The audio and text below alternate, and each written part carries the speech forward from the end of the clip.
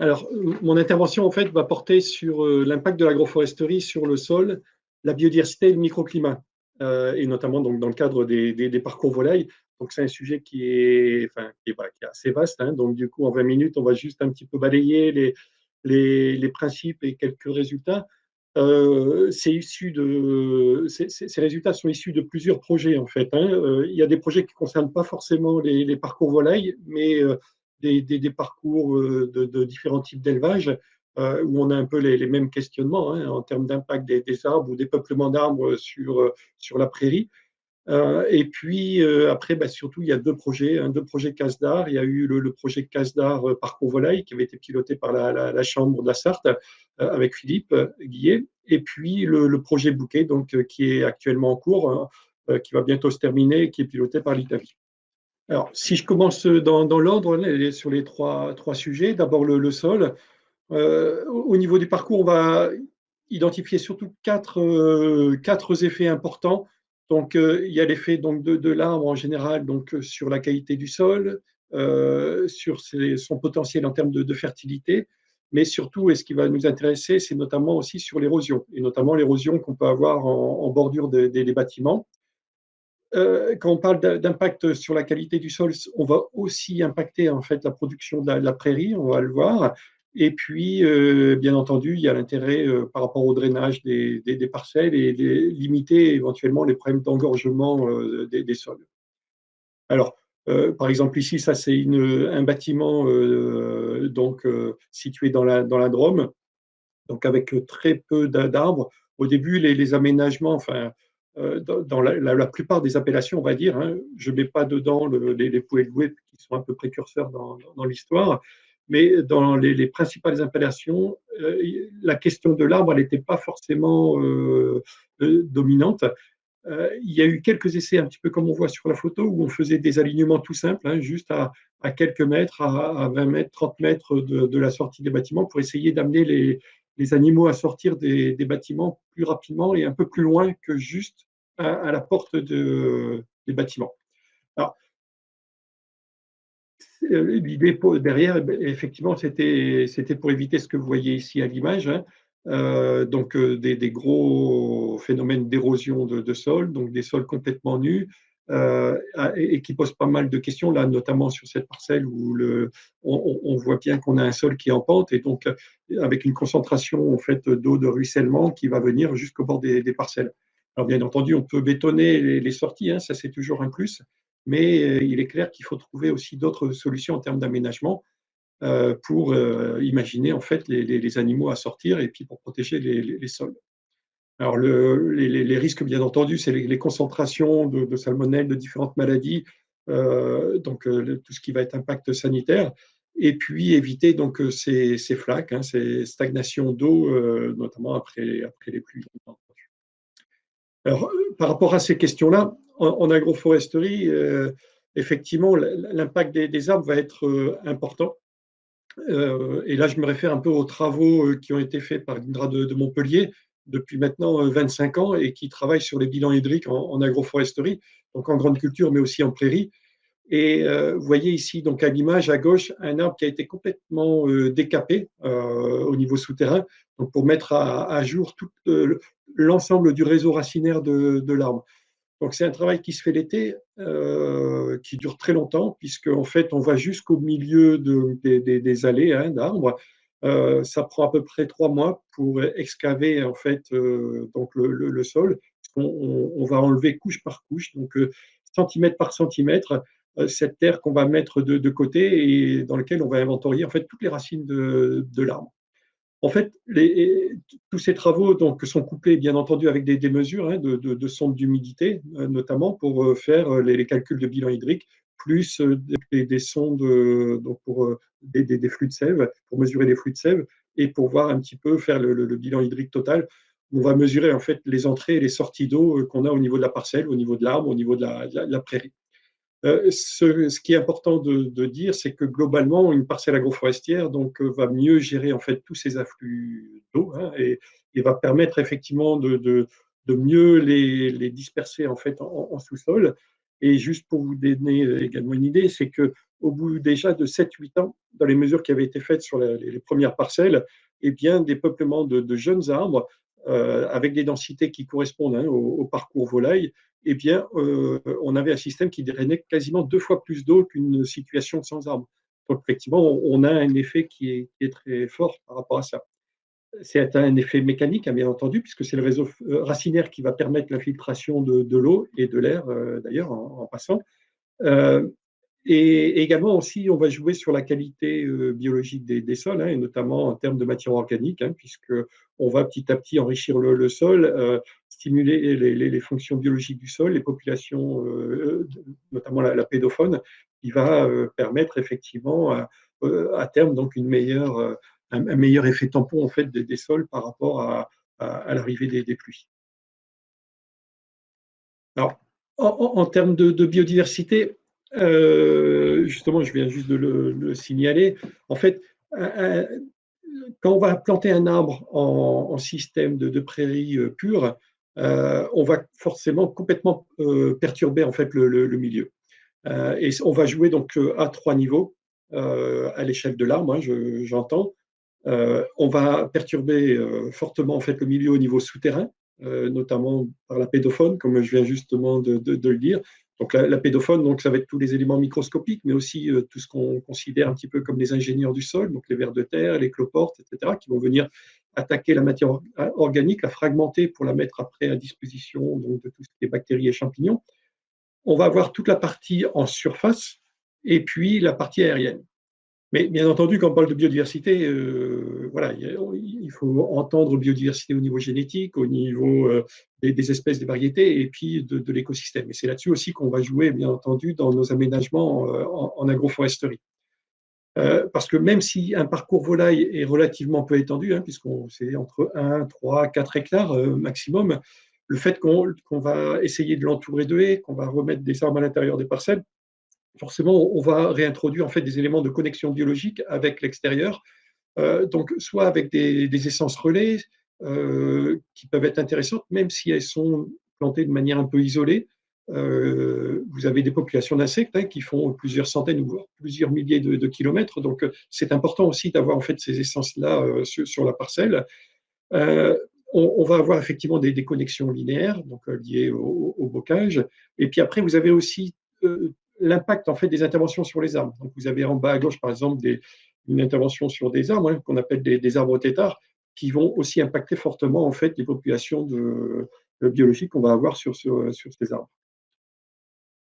Alors, juste deux petits exemples pour montrer que cette diversité en fait, qu'on va introduire dans les parcelles, elles peuvent être intéressantes selon le système de production qu'on a.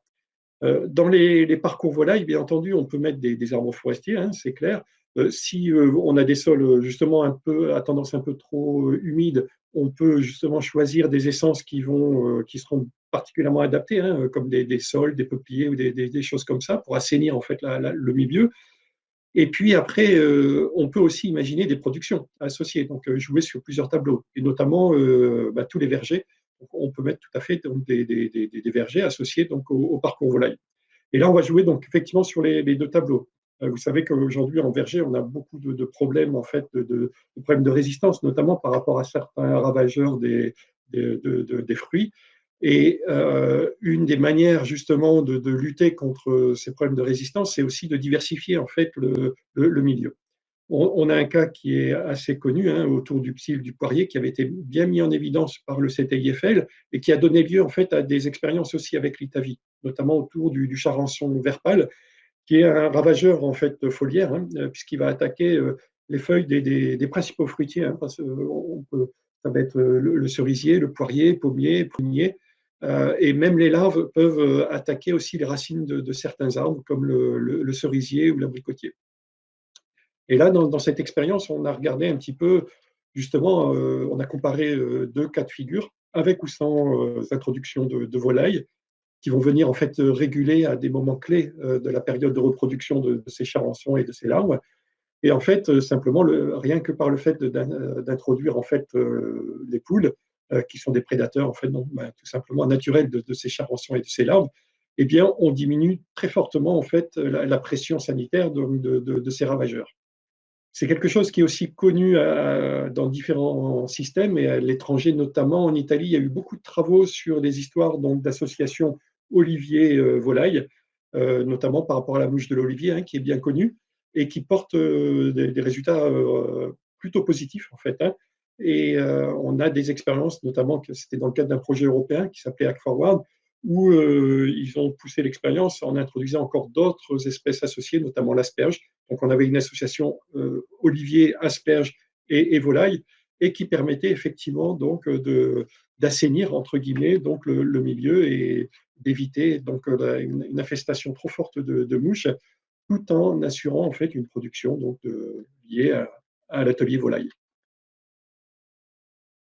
Quand on travaille sur ces questions en fait d'aménagement de biodiversité, on va travailler à différents niveaux. On va avoir les histoires, donc abri, hivernation, présence de nourriture, proie de substitution et diversité génétique. Dans cette diversité des végétaux, donc l'idée, si on veut influencer donc, et mettre en œuvre en fait un projet de lutte biologique, il faut s'assurer d'avoir les auxiliaires au bon moment sur la parcelle. Donc, il faut assurer leur présence tout au long de l'année, donc leur assurer donc effectivement un abri tout au long de l'année, avoir une nourriture de substitution à un moment de charnière en fait pour leur reproduction, et puis des produits de substitution inoffensifs bien entendu par rapport à la production qui est en place sur le parcours et notamment sur le verger. Vous avez par exemple l'arbre de Judée, là, qui est la petite photo qui est en bas à gauche, qui est un élément essentiel en fait dans la transmission, puisqu'il a un psylle qui est inféodé à cet arbre de Judée, qui est précoce et qui arrive avant le psylle du poirier. En l'occurrence, si on imagine un parcours avec poirier, et donc, du coup, les auxiliaires vont arriver eh bien, pour donc, contrôler en fait, ce psylle de l'arbre de Judée et seront présents au moment de l'arrivée du psylle donc, du poirier.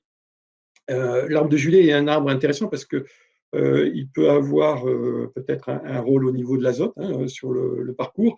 Il peut aussi être intéressant pour les volailles parce qu'il va avoir aussi une production de graines qui dure très longtemps dans l'année, donc à l'automne et même en hiver, donc avec des gousses et des graines donc, qui vont se répandre sur le sol et qui sont une offre de nourriture voilà, complémentaire pour les volailles. Voilà, bon, vous avez un exemple de projet. On parle souvent d'arbres, mais il faut savoir qu'on peut aussi imaginer hein, des aménagements avec des arbustes, avec des lianes, donc avec des arbres fruitiers, bien entendu.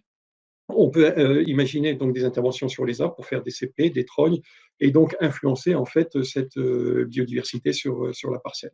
On a aussi un projet avec l'Association française des arbres et champêtres, la FAC, sur tout ce qu'on appelle le végétal local, pour essayer donc de planter des arbres d'origine locale, ce qui est un gros chantier, mais qui peut être très intéressant en termes de diversité génétique sur le parcours et en termes de richesse, en termes d'alimentation.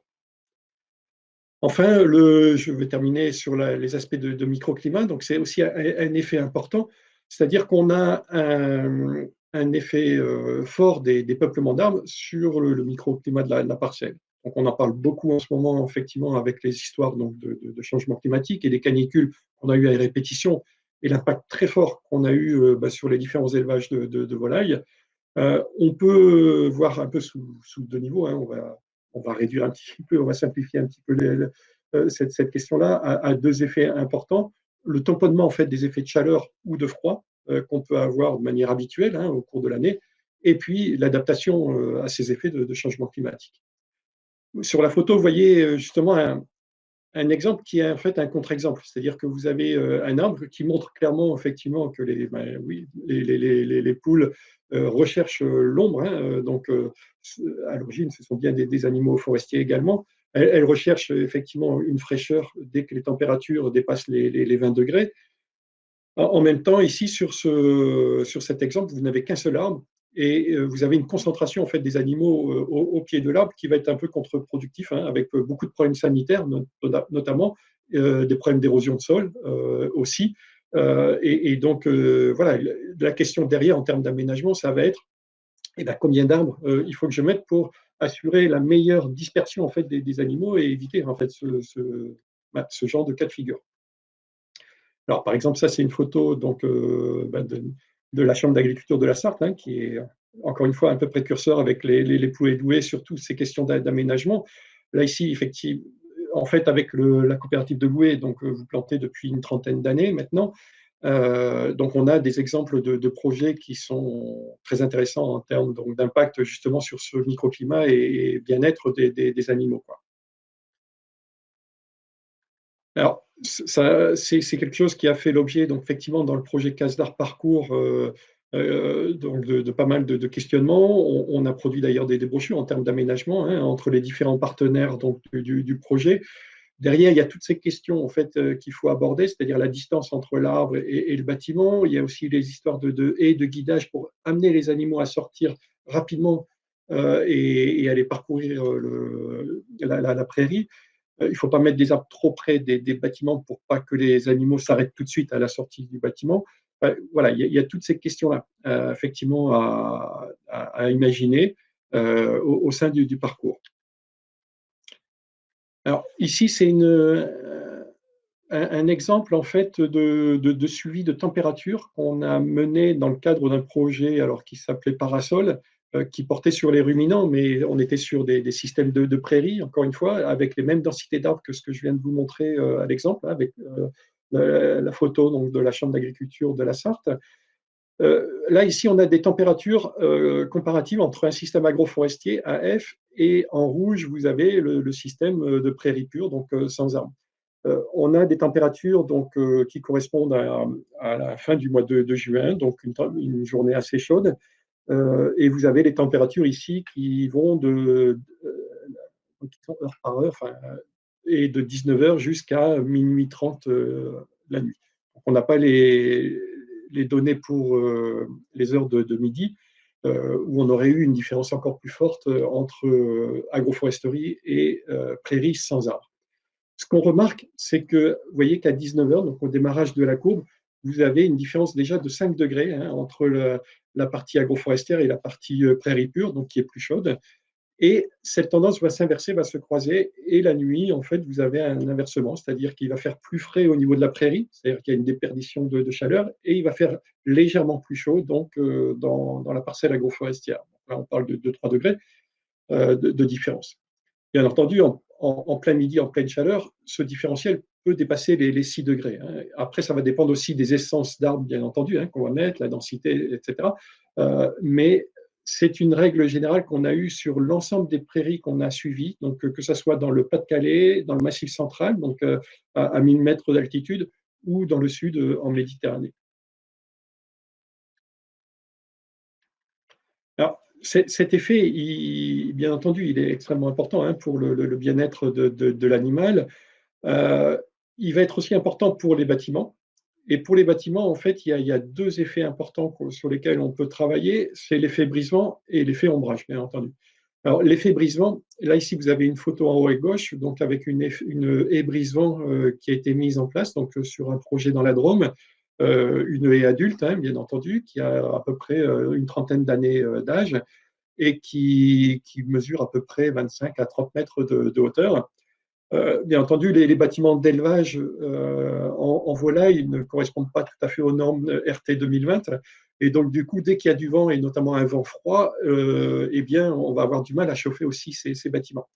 Ça représente un gain quand même qui n'est pas négligeable, donc un gain thermique de 3 à 4 degrés, hein, par rapport entre extérieur et intérieur, et des économies d'énergie en fait, qui peuvent se chiffrer entre 250 et 400 euros par an de chauffage dans ce cas précis. Et puis vous avez l'effet ombrage. Donc là, ici, vous avez un noyer qui vient abriter une partie seulement du bâtiment. L'idéal serait été d'avoir en fait une haie donc, qui permette en fait d'avoir un ombrage à l'heure du midi et l'après-midi sur le bâtiment, donc sur la partie sud, l'ouverture sud du bâtiment. Et là aussi, effectivement, on peut avoir donc une diminution thermique. C'est le graphique que je vous ai montré, en fait. Hein, entre le midi et le soir, on peut avoir donc des différentiels de 3 à 6 degrés sur la surface du bâtiment et à l'intérieur des bâtiments, bien entendu. Alors, imaginez donc des projets, bien entendu, là, les chiffres que je vous montre, c'est vrai qu'on commence à voir tous ces effets, en fait, ces services rendus qu'à partir d'un certain âge, hein, qui, on va dire, à partir de 15-20 ans. Et donc, au moment où on va planter une parcelle nue, tous ces aspects-là, ben, bien entendu, il faut essayer de se projeter en fait dans l'avenir. Ici, vous avez une série de photos, ben, toujours de louer, puisque, encore une fois, en tant que précurseur, on a un peu des images qui peuvent remonter un peu dans le temps et qui nous permettent de voir un peu l'évolution des projets. Ici, 7 ans après la plantation, vous voyez que déjà on peut avoir un effet intéressant, hein, ça va relativement vite selon le type de sol qu'on a, bien entendu. Et ici, au bout de 12-15 ans, vous avez déjà donc un effet intéressant donc, par rapport aux trois éléments dont je vous ai parlé, biodiversité, sol et microclimat sur votre parcelle.